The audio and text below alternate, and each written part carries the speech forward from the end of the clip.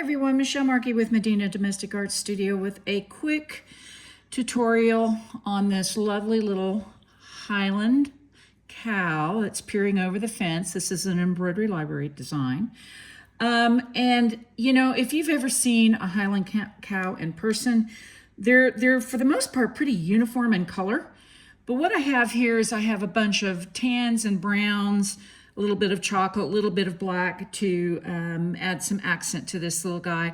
But the very first thing I want to do is I actually want to create a base color. Now, this is my fabric medium. I have two different slots here filled with it. This is what I'm going to be working with, but this is really what I want to focus this session on here today. Now, this is an Inktense pencil, solid colored block. This is color number 1720. I don't know if you can see that well enough in the camera, but they imprint these when they sell them. So this is color tan, and this is going to be my base coat for this entire cow. Maybe I don't know. I'm going to think about the nose. What I do definitely want though is his ears and his little face and his head, all to have a base color of tan. Now, I could pull out the tan Inktense pencil and I could color my little heart out, and my hand would be very sore because this is a lot of coloring. So this is an easier way to do it. And just a quick tip, I like to preserve as best I can the number at the end so that as I go forward with using this block, I know which color it is. So I'm going to turn this around and kind of with the whole bottom of the block, I'm going to put it in this fabric medium. Now I'm immediately going to start working this fabric medium onto the block, and you can already see there's plenty of color coming off. So I'm basically melting this block. Now, the reason I'm doing this is because I would like to have a somewhat uniform color across the entire layer, this first layer of the cow.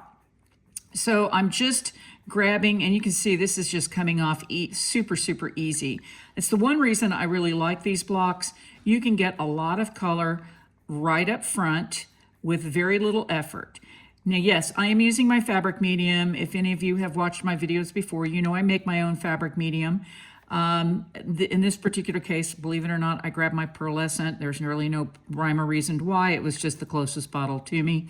So if you see a little bit of shimmer on this little guy when I start to color him, that's why. It's just nothing particular. It's just what I've decided to use.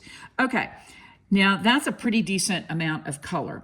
One of the things you want to do right off the bat, though, before you start even coloring this cow, is try to get off as much excess as you can. Let me put my paintbrush down.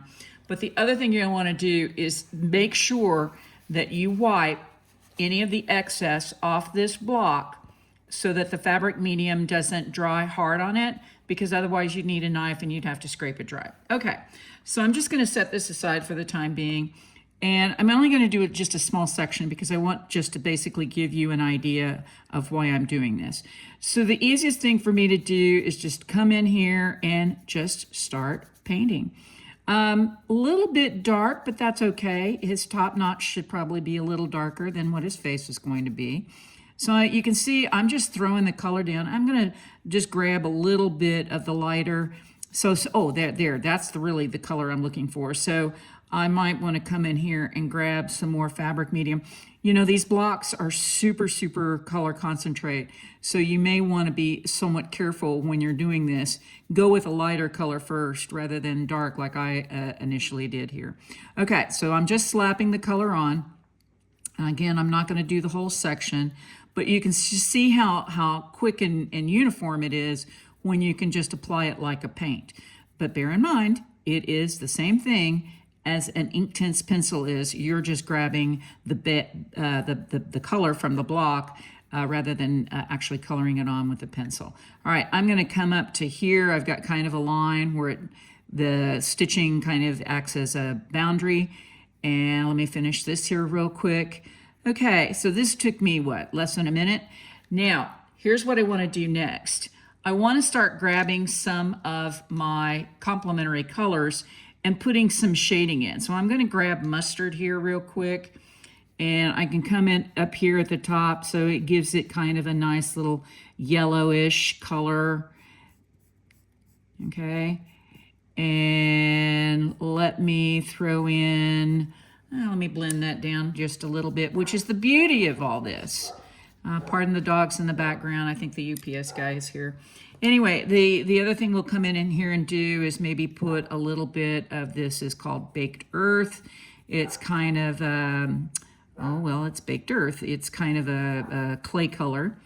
And you notice, see what I'm doing is I'm just slapping a bit of color down initially, because what I'm doing is I'm just trying to get a variation in his fur. And then I'm just coming again. And see, this is the other thing. It's just so easy to get good blends like this.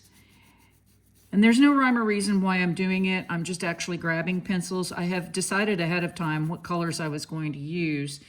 Now what I'll do is maybe I'll bring over a natural brown. So this is going to be a darker color, particularly up here as it kind of goes back to the top of his head. You definitely want it to have a little bit of a darker effect, a more shadowy effect. And you might even want to go ahead and put some of the shadows in where it looks like it's kind of falling behind his front forelock. I think that's what it's called. And just give some depth. Let me get some more up here as well. Because as it goes to the top notch, you know, these colors will fade out. And then just keep blending. Now, if you start noticing it's not blending as well, just grab yourself a little bit more fabric medium, and you can see right off the bat that it's starting to smooth out. Now, you can put too much on, and if you notice all of a sudden that you can't lay your color down or you can't get a good smooth, it's probably because you have too much fabric medium. So you may want to back off a bit and let it dry slightly. Now I'm going to grab a dark chocolate. Now this is definitely going to be some shadow work. So you definitely want to be kind of careful with something like this and not, you're just trying to create, again, a sense of depth. Let's put a little bit right here, maybe a tiny bit right here. But because this is already all nice and wet, you can just color a little bit at a time and get some of those really nice deep shadows that you may want, and just keep working it. So it's one of the reasons why I'll always encourage everybody, particularly when you have large areas to color, is reach for the Inktense blocks. They're roughly about the same price as the pencils. So personally, I feel like they're a better bang for the buck than the pencils, because obviously you get a small amount of lead. And with the block, it's the entire, you don't have to worry about lead, you don't have to worry about sharpening. If you do want to pull some off, you can use a knife, an X-Acto knife, or even, believe it or not, just a plain old kitchen knife, which I've been guilty of doing. You may want to check with your significant other before you start doing anything like that, but it does work. And so there you go. Now, I like that. That to me is got lots of shadows. I will say that I probably would have started maybe a little lighter right in here.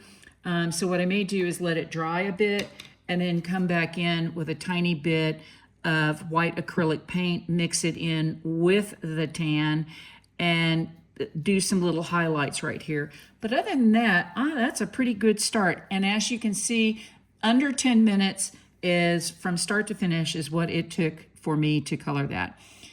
So if you have any questions or comments, please leave them below. And as always, thank you so much for watching.